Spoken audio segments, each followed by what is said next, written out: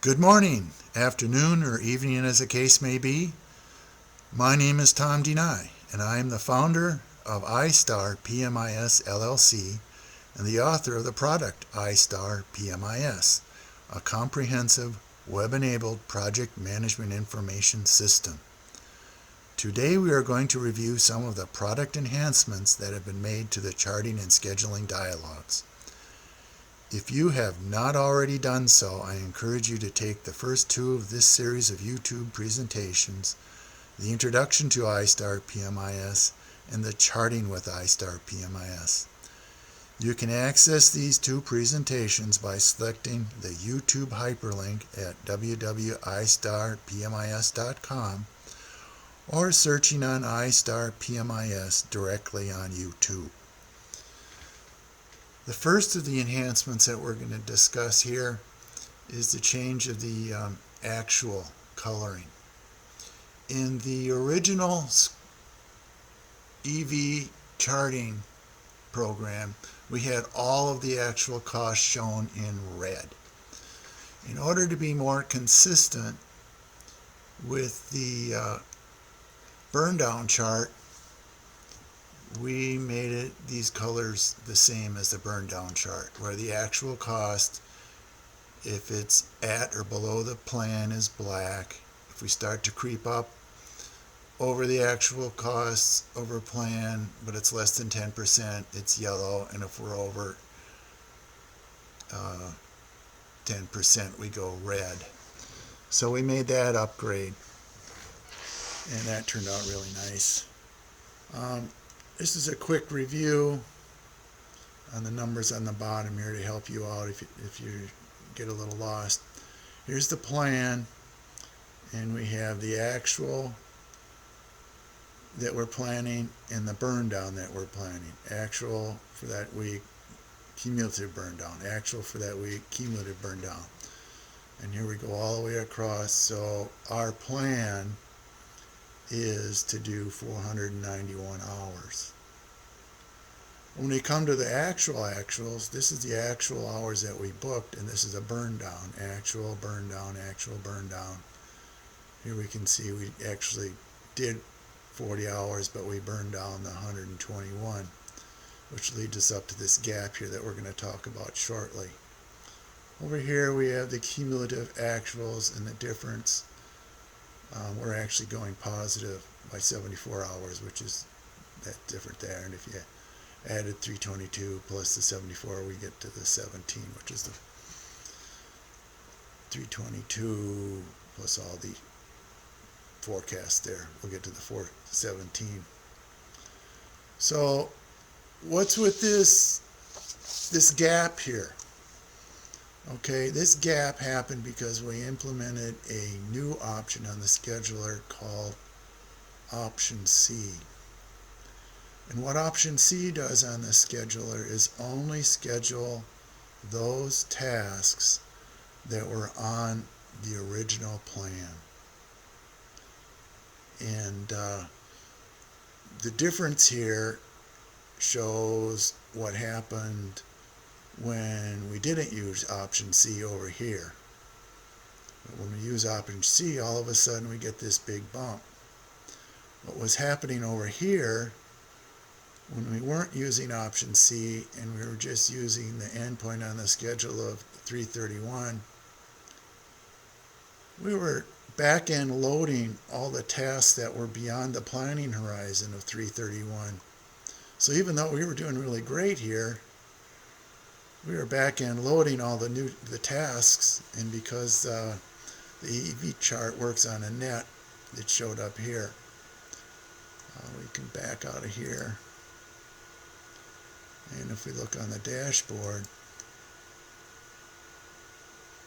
you can see we originally planned 40 tasks, we completed 27, and we're doing really great.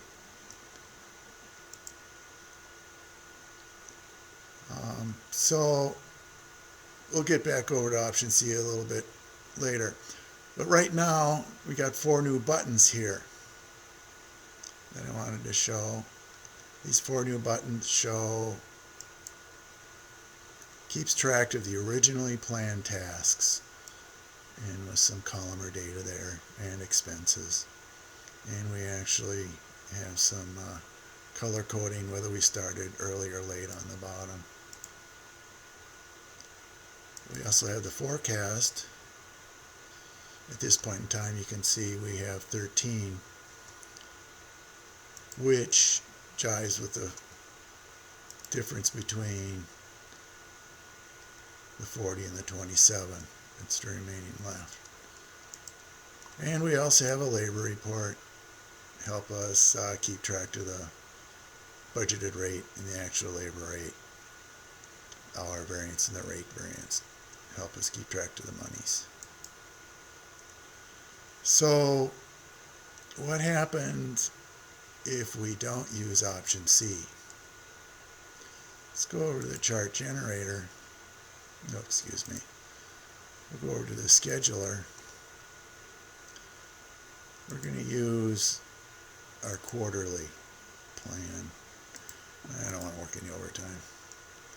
And we'll run the schedule, which goes out to 3/31.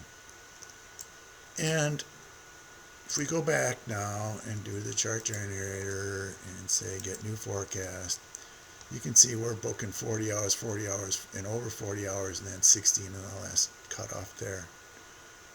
We're going to save the forecast. We'll look at the EV chart here. And see, it doesn't show that bump. Again, that's because we're back end loading all the tasks that are beyond the planning horizon, because we've got early finishes on the tasks that we did here. So we're back out of here, back here. Let's go over to Schedule Manager again. When we originally wrote the schedule, we only had option A and option B. We're going to go talk about those, see what the difference is. The help screen.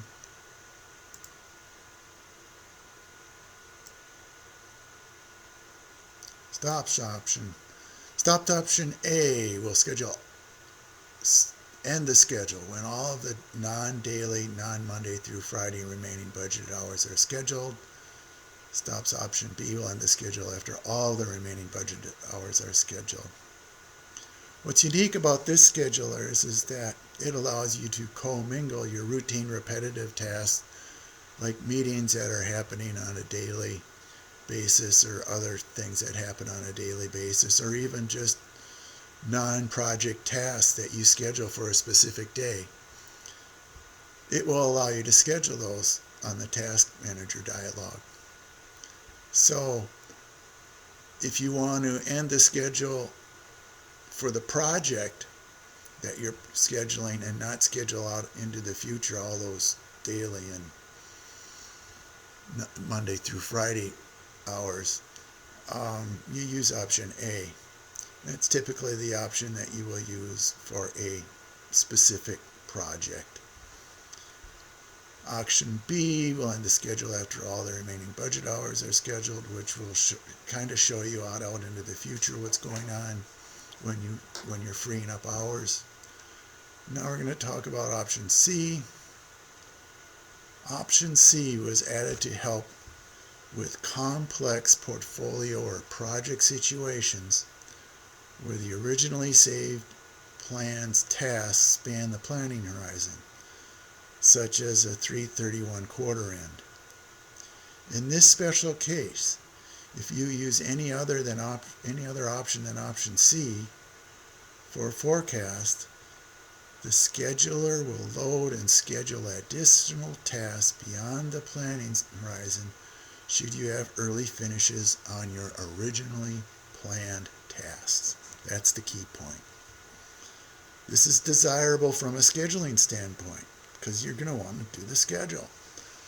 But since the burn down and earned value charts work on netting the remaining task hours, the charts do not reflect the progress of the originally planned tasks. The charts include the newly scheduled hours on the new task for calculating EVM and burn down. Using option C will correct this type of problem and only schedule the originally planned task so you can prepare burn down and earn value charts that only reflect the originally planned tasks.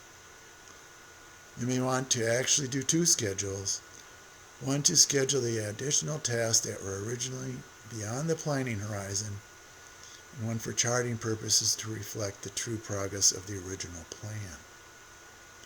You only have to enter the alternate planner chart ID for option C if you want to use a plan ID that was saved on the chart generator dialog, such as prog 1001 year, as opposed to just a prog 1001. The dashboard report on the chart generator dialog does not have this problem, as it only reports on the originally planned tasks. Stop option 7, 14, 21, and 28 will stop after those days. Originally, that's how I was doing specific focusing on areas on long plans, but then I would have to walk back down every week when I did a chart, so I put the 331, the 630, the 930, and 1231 quarter ends. Makes it easier to do the updates on a weekly basis.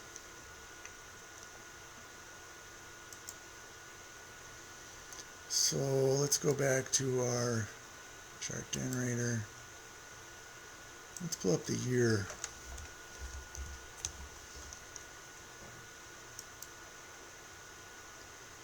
And let's look at the EV chart.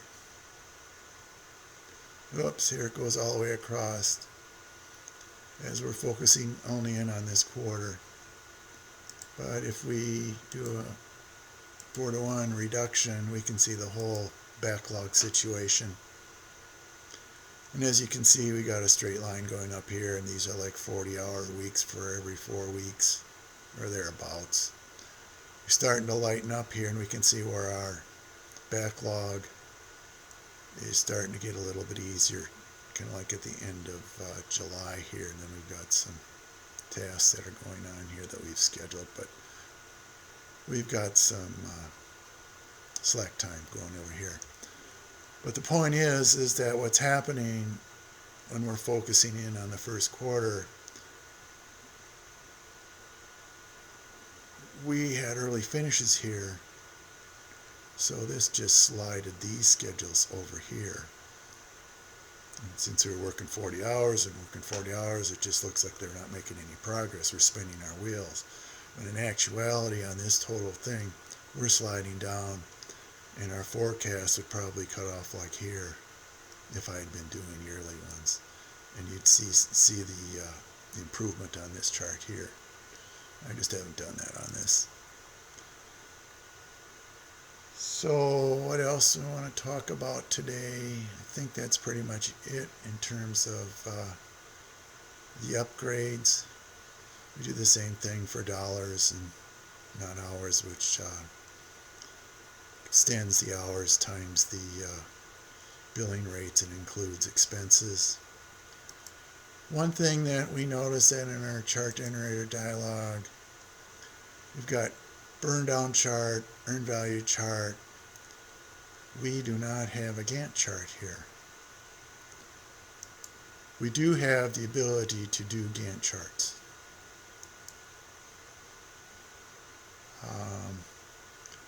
But in order to do Gantt charts, we use the third-party products that are available, such as Microsoft Project.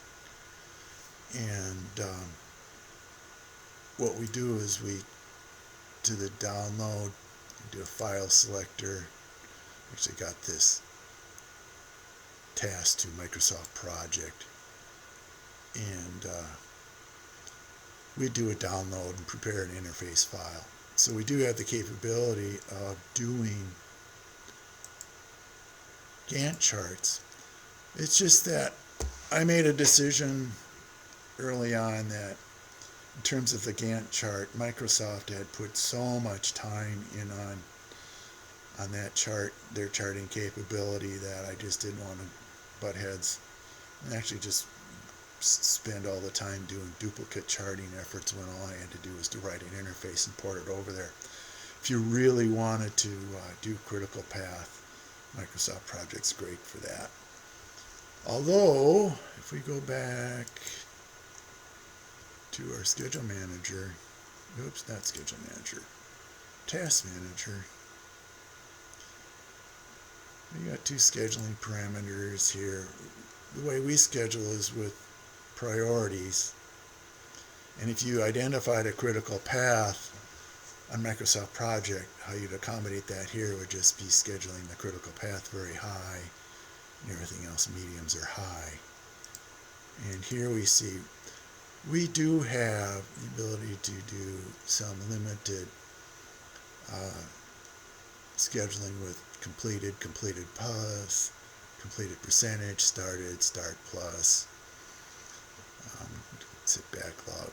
So we can do that on our project task if you want to do prereqs. And here we got, if we want to do a specific schedule on each one of these days, a specific task on one of these days, we do that there.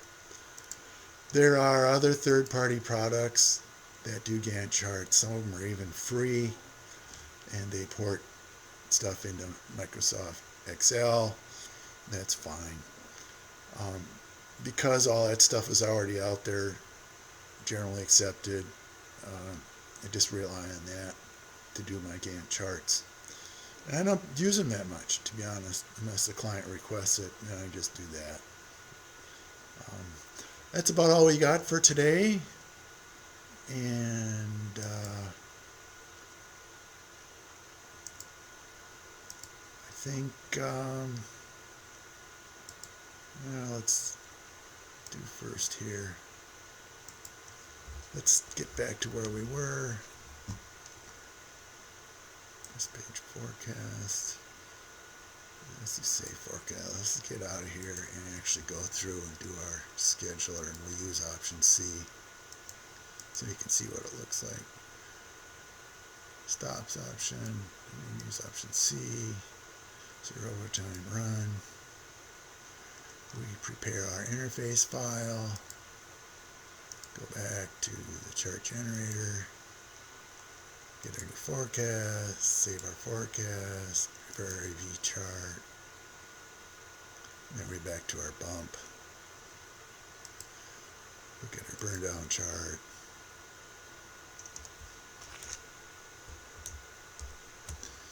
And we got the same situation where we're actually doing really good in terms of our original plan. So thank you all for reviewing the advanced upgrades. If you have any questions, feel free to shoot me an email at support@istarpmis.com, and we'll get back to you. You all have a great day.